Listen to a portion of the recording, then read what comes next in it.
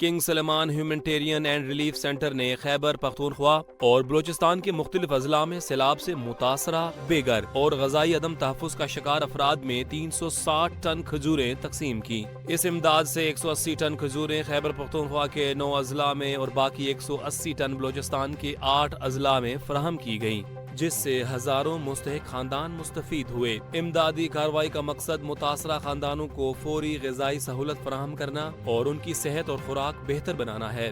یہ اقدام مملکت سعودی عرب کی جانب سے انسانی ہمدردی، غذائی تحفظ اور متاثرہ افراد کی وقار کے تحفظ کے عزم کو ظاہر کرتا ہے۔ اسلام آباد میں جج کے بیٹے کی گاڑی کی ٹکر سے 2 لڑکیوں کی ہلاکت کے کیس میں متاثرہ فیملی نے ملزم ابوذر کو معاف کر دیا۔ ڈسٹرکٹ اینڈ سیشن کورٹ میں متاثرہ فیملی کے بیان کے بعد عدالت نے ملزم کی ضمانت منظور کر کے اسے رہا کرنے کا حکم دیا۔ ایک لڑکی کا بھائی اور والدین عدالت میں بیان ریکارڈ کروانے کے لیے پیش ہوئے، جبکہ دوسری لڑکی کی والدہ نے آن لائن بیان دیا۔ چند روز قبل پی ٹی وی چوک پر تیز رفتار گاڑی نے اسکوٹی سوار 2 لڑکیوں کو ٹکر مار کر ہلاک کیا تھا۔ پولیس نے ملزم کو گرفتار کر کے مقدمہ درج کیا اور عدالت میں پیش کیا۔ کینیڈا نے شام اور سابق باغی اتحاد کی تنظیم تحریر الشام کو دہشت گردی کی فہرست سے خارج کر دیا ہے۔ فیصلے اتحادی ممالک اقدامات اور شام میں نئے عبوری صدر احمد الشراح کی حکومت کے پیش نظر کیے گئے، تاہم 56 شامی شخصیات پر پابندیاں ابھی بھی برقرار ہیں، جن میں بشار الاسد کے سابق عہدیدار شامل ہیں۔ امریکہ، برطانیہ اور یورپی ممالک نے بھی شام پر پابندیوں میں نرمی کی ہے اور احمد الشراح کی قیادت کو تسلیم کیا ہے۔ شامی صدر نے ملک میں عسکری تنظیموں کو فوج کے تحت ضم کرنے کی ہدایت بھی جاری کی ہیں۔ پاکستان میں 24 کیرات سونے کی فی تولہ قیمت میں 2300 روپے کی کمی ہوئی اور یہ 4,44,462 روپے سے کم ہو کر 4,42,162 روپے ہو گئی۔ 24 کیرات سونے کے 10 گرام کی قیمت 1,972 روپے کم ہو کر 3,79,082 روپے اور 22 کیرات کے 10 گرام کی قیمت 1,808 روپے کمی کے بعد 3,47,504 روپے پر آ گئی۔ عالمی بازار میں سونے کی قیمت $23 کی کمی سے $4,198 فی اونس ہو گئی۔ فی تولہ چاندی کی قیمت 6,072 روپے اور 10 گرام چاندی کی قیمت 5,205 روپے پر مستحکم رہی، جبکہ عالمی بازار میں چاندی $58 فی اونس پر برقرار رہی۔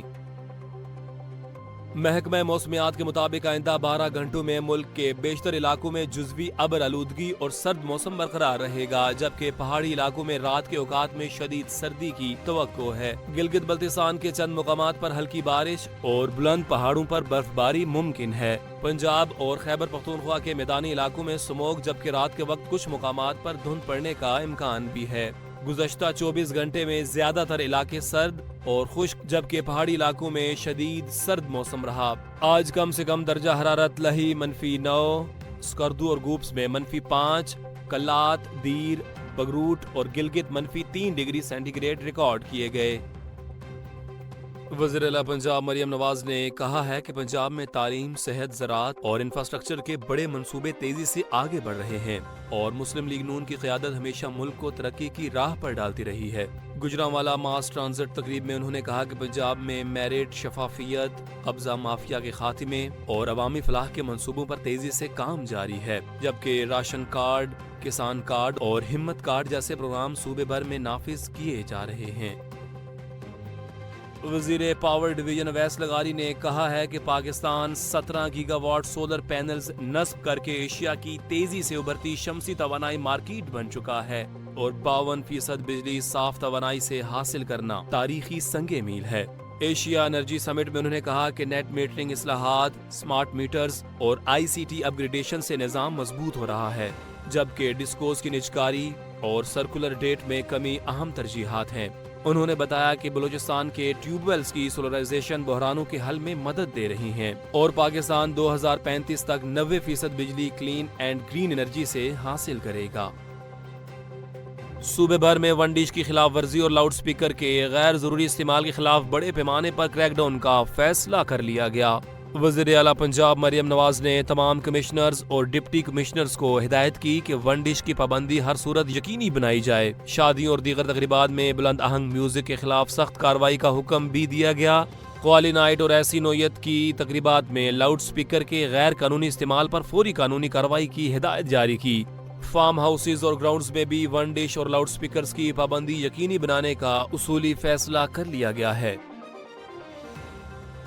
خیبر پختونخوا میں پاک فوج کی 2 علیحدہ کارروائیوں کے دوران بھارتی حمایت یافتہ تنظیم فتنۃ الخوارج سے تعلق رکھنے والے 9 خوارج ہلاک ہو گئے۔ ISPR کے مطابق ٹانک ڈسٹرکٹ میں 5 دسمبر کو خوارج کی موجودگی کی اطلاع پر سیکورٹی فورسز نے انٹیلیجنس پر مبنی کارروائی کی، جس میں شدید فائرنگ کے تبادلے کے بعد 7 خوارج ہلاک اور دوسری کارروائی لکی مروت ڈسٹرکٹ میں انجام دی گئی، جس میں مزید 2 خوارج مارے گئے۔ ہلاک شدہ خوارج سے اسلحہ اور گولہ بارود برآمد کیا گیا جو سیکورٹی فورسز اور شہریوں کے خلاف متعدد دہشت گردانہ سرگرمیوں میں ملوث تھے۔ علاقے میں موجود دیگر خوارج کو ختم کرنے کے لیے کلیئرنس آپریشن جاری ہے۔ ایشیائی ترقیاتی بینک ADB نے پنجاب میں زراعت، تعلیم اور صحت کے لیے $381 ملین کے 3 منصوبے منظور کیے۔ زرعی منصوبے سے 2,20,000 دیہی خاندان مستفید ہوں گے اور 15,000 خواتین کی مہارتیں بڑھیں گی۔ تعلیم اور نرسنگ شعبے میں جدید نصاب، فیکلٹی تربیت اور ڈیجیٹل نظام کے ذریعے اہل ورک فورس تیار کی جائے گی۔ لاہور، ملتان اور راولپنڈی میں جدید سینٹرز آف ایکسیلنس اور تربیتی مراکز قائم کیے جائیں گے۔ انسداد دہشت گردی کی مؤثر حکمت عملی کے تحت فتنۃ الہندوستان BRA کے کمانڈر وڈیرا نور علی چاکرانی نے اپنے 74 ساتھیوں سمیت ڈیرہ بگٹی میں ریاست کے سامنے ہتھیار ڈال دیے۔ شرپسندوں نے راستے میں ان پر حملہ بھی کیا، تاہم وہ پاکستان ہاؤس پہنچنے میں کامیاب رہے، جہاں بڑی مقدار میں اسلحہ اور گولہ بارود جمع کرایا گیا۔ نور علی چاکرانی نے BRA کے خلاف چاکرانی امن فورس بنانے کا اعلان بھی کیا۔ اس سرنڈر کو بلوچستان میں جاری امن کے لیے بڑی پیش رفت قرار دیا جا رہا ہے۔